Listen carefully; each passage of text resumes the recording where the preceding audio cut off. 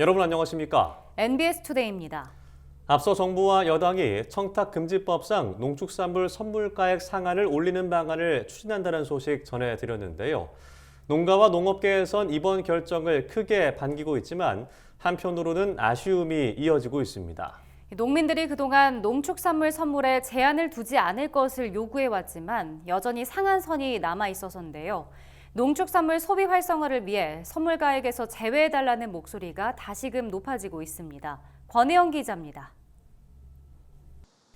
최근 청탁금지법 시행령 개정안 의결에 따라 김홍일 국민권익위원장과 이성희 농협중앙회장, 농민단체들은 22일 농협 하나로마트 양재점을 방문했습니다.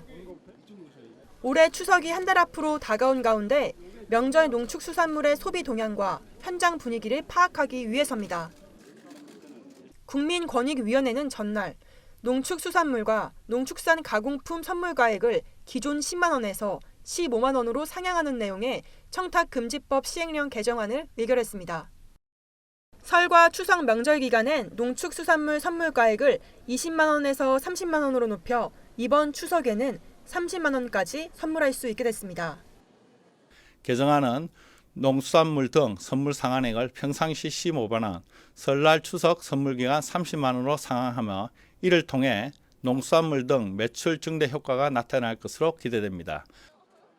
2016년 청탁금지법의 시행으로 농축수산물 명절 선물가액 제한이 생기면서 소비 활성화에 걸림돌이 되고 있습니다.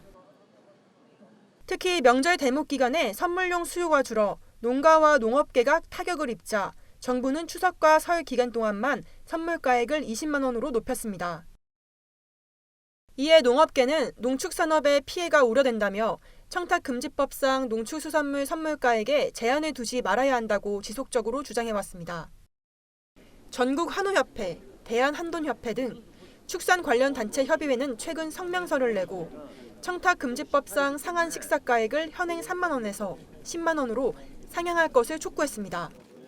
또 선물가액 대상에서 농축산 품목을 제외할 것을 주장했습니다.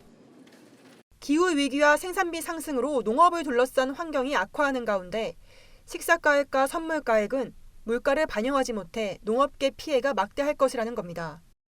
실제 농축산물 명절 선물가액을 높일 경우 소비 진작에 도움이 되는 것으로 나타났습니다.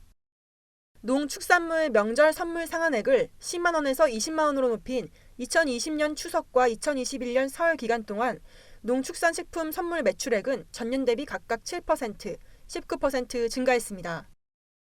한국종합농업단체협의회는 최근 발표한 성명서에서 농가가 올 추석 대목을 놓치지 않도록 시행령 개정에 속도를 내달라고 촉구했습니다. 추석을 앞두고 청탁금지법이 또다시 농업계의 화두로 떠올랐습니다. 국회와 정부가 농민들을 위해 이제는 대승적 결정을 내려야 한다는 목소리가 높아지고 있습니다. NBS 권혜영입니다.